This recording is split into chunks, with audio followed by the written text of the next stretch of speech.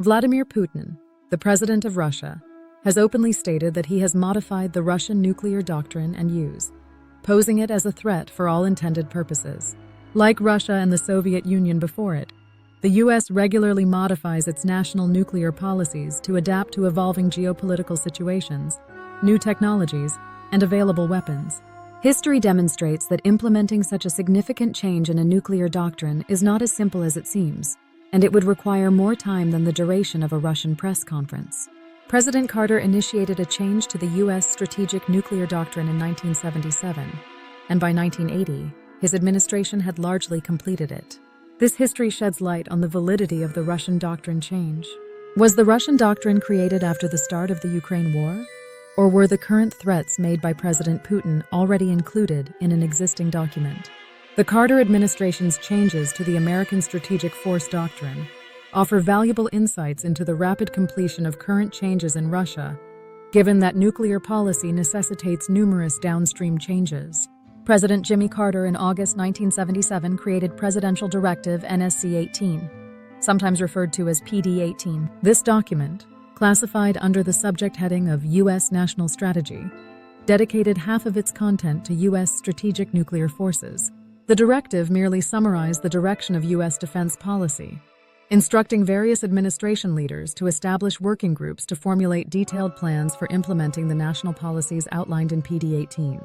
One of the directions of PD-18 was to update the U.S. nuclear policy from one that was based on mutually assured destruction, or MAD, to creating options for fighting and winning a limited nuclear war. President Carter signed Presidential Directive NSC-59 or PD-59 on July 25, 1980, providing further details of the nuclear targeting policy outlined in PD-18. The work of nearly 3 years provided clarity on how the U.S. was approaching how to fight a nuclear war.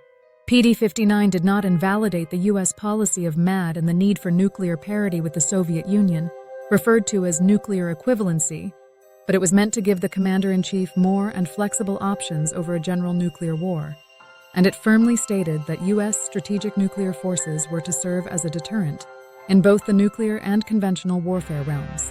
The directive outlined the following guidelines for implementing PD-18's strategic force objectives.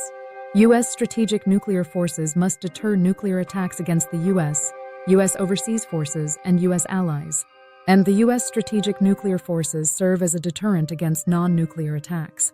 And strategic nuclear equivalency, MAD, is still a valid policy. If nuclear deterrence fails, victory is to be denied to the adversary, and U.S. forces must be able to fight successfully to preserve the ability to negotiate an end of the fighting on terms favorable to the U.S. strategic nuclear forces employment must relate to conventional forces missions to meet policy objectives as determined by the National Command Authority.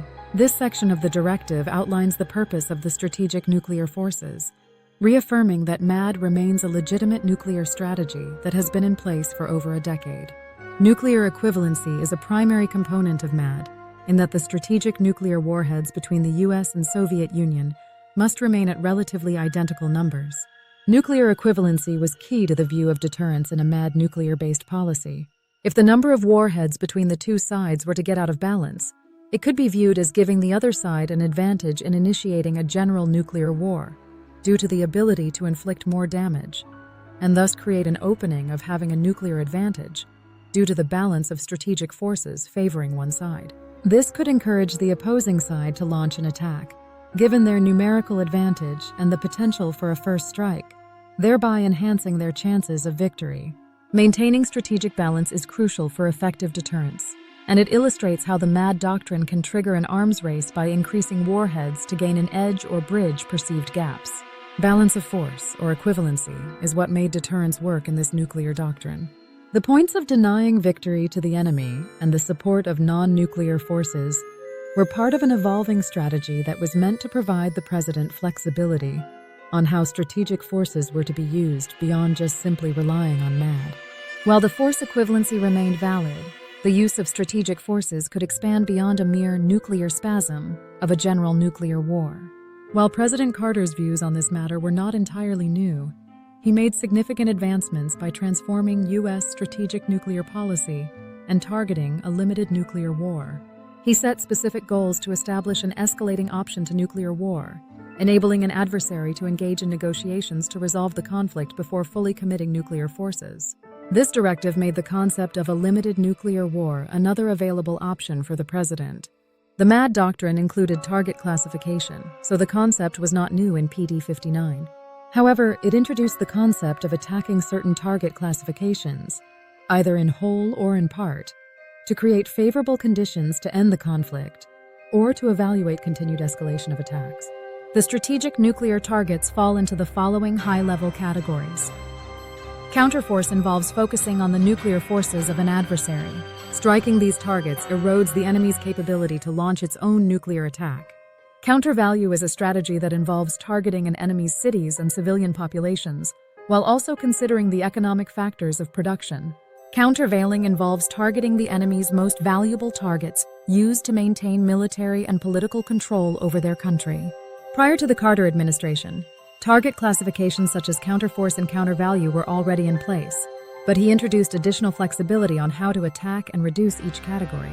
Countervailing was a novel classification that was based on determining what the Soviet leadership needed or valued most within their society, and making them the priority targets in a limited nuclear war to create both another level of deterrence and to incentivize an end to the nuclear exchange on terms most favorable to the U.S.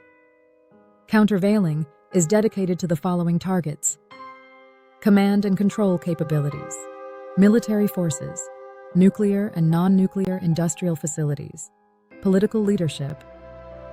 President Carter stated that upgrading the U.S. strategic nuclear forces was necessary to make countervailing a successful deterrent and targeting strategy.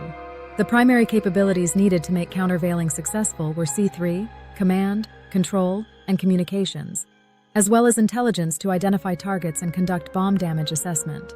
The capability did not only need to be built and functional enough, it also had to have the protection and redundancy to withstand a counterforce attack from the Soviet Union. Countervailing is the primary factor that enables a limited nuclear war to transform into a doctrine, providing an incentive to establish conditions that could force an end to the conflict before an action-reaction cycle escalates into a general nuclear war. A successful countervailing attack will erode both the will and capability of the enemy to continue the war, as they would already be at a severe disadvantage. It could incentivize a negotiated settlement on terms favorable to the U.S. The argument against countervailing is that unless it is part of a counterforce attack, the Soviet Union would still have its strategic nuclear forces and could initiate a countervalue attack against a helpless population in the U.S., which would most likely mean a countervalue attack by American bombers and submarines against the Soviet Union. Targeting the political leadership could potentially weaken the Soviet Union's command structure, but could it also hinder their ability to negotiate a resolution to the conflict?